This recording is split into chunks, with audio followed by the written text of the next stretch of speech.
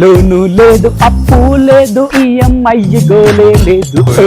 నిరంజన్ పని చేయరా పోషెట్టి అంటే పని పాతర పెట్టి పాటలు పాడుతున్నాడు చూడుండ్రి. ఓర్ వారి హే వాణి, ఏందేందేంది నీకు అప్పులు లేవ్వు లోన్లు లేవ్వా? లెవ్వా అంటే ఉన్నాయి కానీ మేనిఫెస్టేషన్ చేస్తున్నా. మేనిఫెస్టోనా? ఏ పార్టీది ఏ పార్టీది? మేనిఫెస్టో కాదు, మేనిఫెస్టేషన్ అంటే మనం ఏదైతే కావాలనుకుంటున్నామో అది అయిపోయినట్టు ఊహించుకుంటే నిజమైతుందట. అవునా?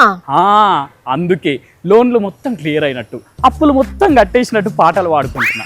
కానీ పాట పాడుతుంటేనే ఇంత సంతోషంగా ఉన్నదంటే, నిజంగానే అవన్నీ క్లియర్ అయినాయి అంటే ఇంకెంత హ్యాపీగా ఉంటుందో. అప్పులు లేకపోవడం మంచిదే గాని బాధ్యతలు ఉండాలి, లేకుంటే మనిషికి బద్ధకం ఎక్కువైతది, ఎదగలేడు. అసలు అప్పులు చేసేదే బాధ్యతలు చేయంగా కదా.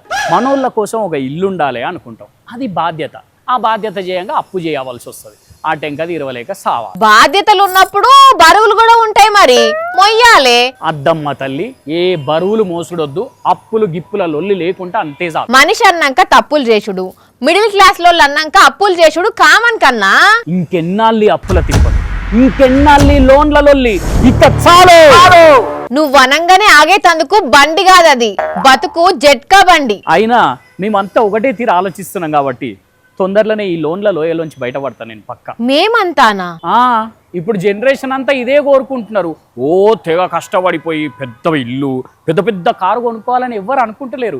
వీలైనంత మటుకు ఎంత ప్రశాంతంగా గడిపితే అంత బాగుంటుందని కోరుకుంటున్నారు చాలా మంది. అబ్బచ్చా, ఎంతమందిని చూడలేదు ఈ నడుమ సాఫ్ట్వేర్ జాబ్ వదిలిపెట్టి ఆటో నడుపుతున్న వాళ్ళను, వ్యవసాయం చేస్తున్న వాళ్ళను. కరెక్టే గాని వాళ్ళకేం తిప్పలు ఉండి అట్లా చేస్తున్నారు. తిప్పల కాదు, స్ట్రెస్ఫుల్ లైఫ్ వద్దనుకుంటున్నారు అందరూ. అది కూడా కరెక్టేలే.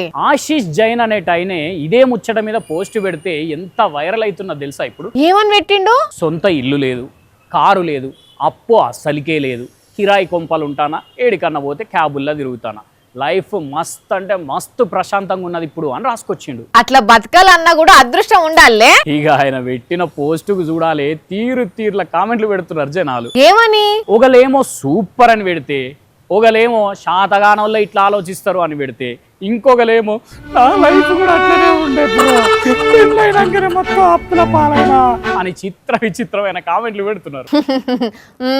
అందుకే నా లైఫ్ లో కూడా ఎట్లాంటి బాధరబందీ లేకుండా లైఫ్ లో హ్యాపీగా ఉందామని ఫిక్స్ అయినా. సరే మంచిది గాని పోయి వార్త పట్టుకరాపో ముందుగాల.